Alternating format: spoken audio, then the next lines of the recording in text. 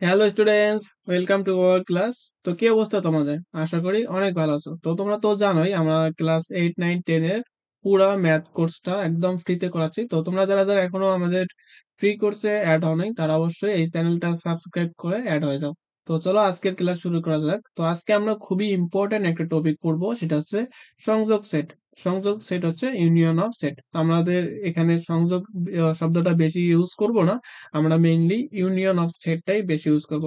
তো union of set কাকে বলে? এখানে দেখো সংজ্ঞাটা বলা আছে যে দুই বা ততোধিক সেটের সকল উপাদান নিয়ে গঠিত সেটকে সংযোগ সেট বলা হয়। আমি আবার বলতেছি যে দুই বা ততোধিক সেটের সকল উপাদান, এখানে একটা জিনিস অবশ্যই মনে রাখতে হবে যে সকল উপাদান নিয়ে যে সেটটা গঠিত হবে সেটা হচ্ছে আমাদের সংযোগ সেট। তো একটা এ সেট আছে আর একটা বি সেট আছে। যদি আমরা সংযোগ সেট নির্ণয় করতে যাই তাহলে আমরা লিখতে পারি A union B. A union B দ্বারা বোঝায় কি? এ এবং বি এর সংযোগ সেট আমাদের নির্ণয় করতে হবে।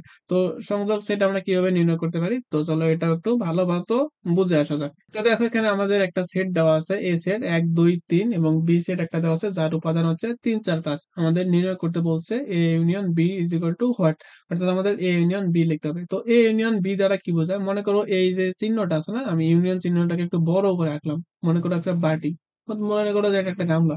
এই গামলার মধ্যে আমি গামলাটা এভাবে খুলে রাখছি। এখানে কোন কোন উপাদানগুলো ভরবে?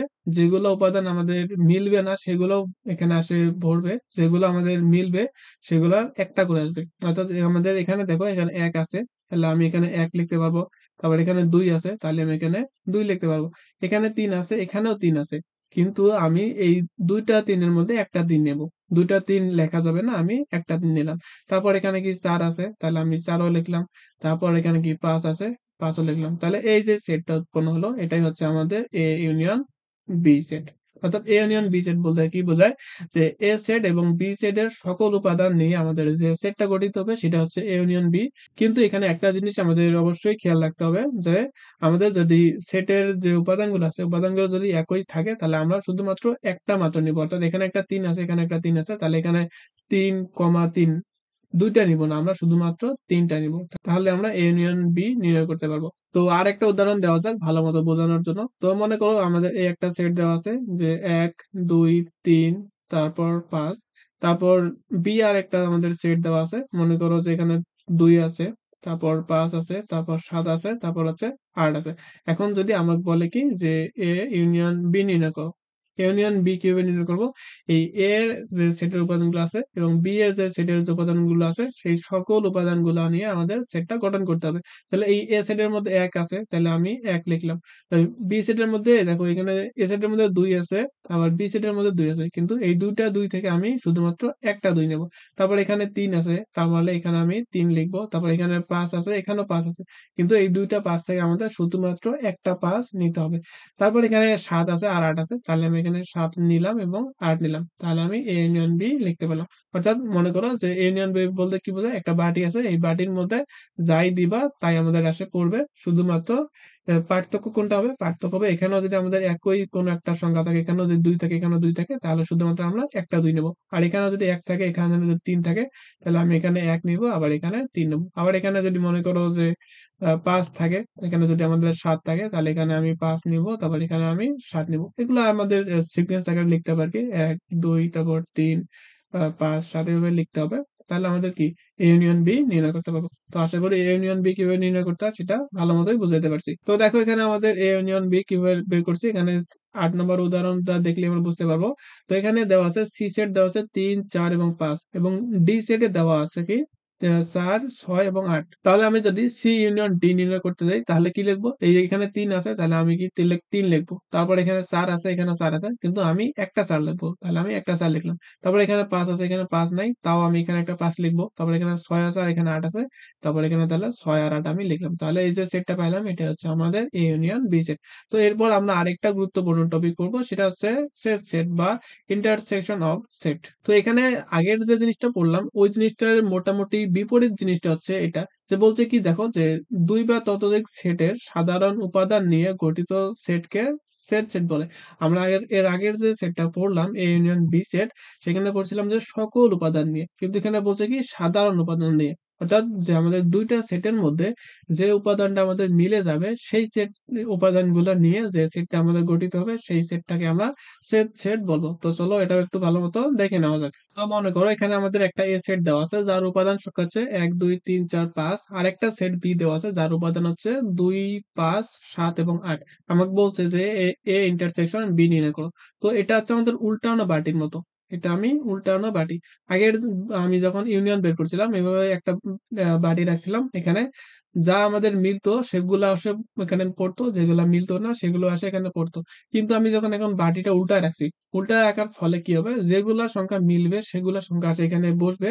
আর যেগুলা মিলবে না সেগুলো এখানে নিচ দিয়ে কি পড়ে যাবে। তাহলে আমরা A ইন্টারসেকশন B সেটটা পেয়ে যাবো। তো দেখো এখানে আমাদের A সেটের মধ্যে 1 আছে কিন্তু এই B সেটের মধ্যে 1 নাই। তাহলে এই 1 টা আমাদের পড়ে যাবে। তাহলে এটা আমাদের কাউন্ট করা যাবে না। তারপর এখানে দেখো 2 আছে, এখানেও 2 আছে। তাহলে এটা আমাদের কি মিলে গেছে। এজন্য এখানে আমাদের 2 নিতে হবে।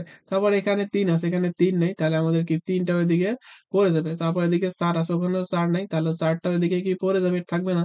তারপর এখানে ৫ আছে, তারপর এখানে দেখো ৫ আছে। যেহেতু আমাদের ৫ মিলে গেছে তার জন্য আমাদের এই ৫ সেটটা নিতে হবে। তারপর এখানে ৭ আছে, এখানে ৭ নাই। তাহলে এই ৭ টাও কি পড়ে যাবে। মানে যেগুলো মিলবে না সেগুলো পড়ে যাবে।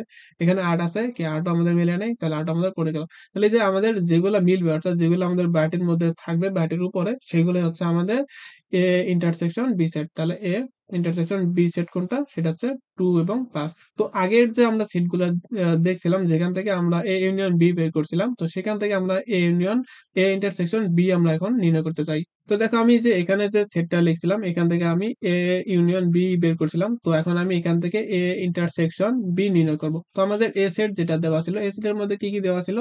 ১, ২, ৩ এবং ৫ দেওয়া ছিল এবং B সেটের মধ্যে দেওয়া ছিল কি ২, ৫, ৭ এবং ৮। তাহলে এখান থেকে যদি আমি A ইন্টারসেকশন B নির্ণয় করতে চাই, আগে কি বের করছিলাম? আগে বের করছিলাম A ইউনিয়ন B। এটা একদম ডিফারেন্ট একটা পার্থক্য। মানে ডিফারেন্ট একটা জিনিস। তাহলে এখানে আমি কি নিব? যেগুলো আমাদের সংখ্যা মিলে যাবে সেই সংখ্যাগুলো শুধুমাত্র নিব। তাহলে আমরা A ইন্টারসেকশন B পাবো। তাহলে এখানে ২ আছে, এখানেও ২ আছে। তাহলে আমি এখানে ২ নিব। তারপর ৩ আছে, এখানে ৩ নেই, নেওয়া যাবে না। এখানে যে ৫ আছে, এখানে ৫ আছে। তাহলে আমি ৫ টা নিব।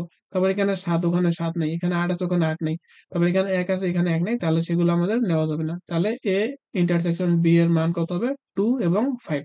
এরপর আমরা আরো একটা করছিলাম। তো এটাও আমরা A ইন্টারসেকশন B বের করতে চাই। তো দেখো আমাদের ১ম এ আমাদের যেটা করছিলাম যে A ইউনিয়ন B বের করছি। আমরা এখন A ইন্টারসেকশন B নির্ণয় করব।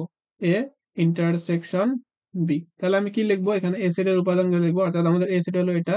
উপাদানগুলো লিখবো ১, ২, তারপর ৩, তারপর এখানে কি ইন্টারসেকশন চিহ্ন দিতে হবে। তারপর এখানে বি সেট যেগুলো আছে আমি বি সেট গুলো এখানে লিখবো। তাহলে আমি এ সেট এবং বি সেটের উপাদানগুলা লিখে ফেললাম। এখন আমার কি করতে হবে? যেগুলো একদম মিলবে শুধুমাত্র সেই সংখ্যাগুলো নিতে হবে। তাহলে আমরা এ ইন্টারসেকশন বি পাবো। তাহলে এখানে ১ আছে, এখানে ১ নাই। তাহলে আমি লিখতে পারবো না। এখানে ২ আছে, এখানে ২ নেই। তাহলে সেটাও আমি লিখতে পারবো না। কিন্তু এখানে ৩ আছে, এখানেও ৩ আছে। তাহলে আমি কি ৩ লিখতে পারবো। তাহলে ৩ লিখলাম। তারপর এখানে ৪ আছে, এখানে ৪ নাই। তাহলে সেটাও নিতে পারবো না। এখানে ৫ আছে, এখানে ৫ নাই। তাহলে সেটাও নিতে পারবো না। তাহলে A ইন্টারসেকশন B এর মান হবে শুধুমাত্র ৩। তো আশা করি এটা ভালো মতোই বুঝাইতে পারছি।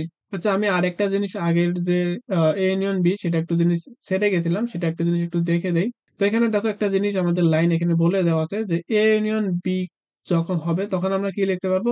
X such that A belongs to A এবং X belongs to B।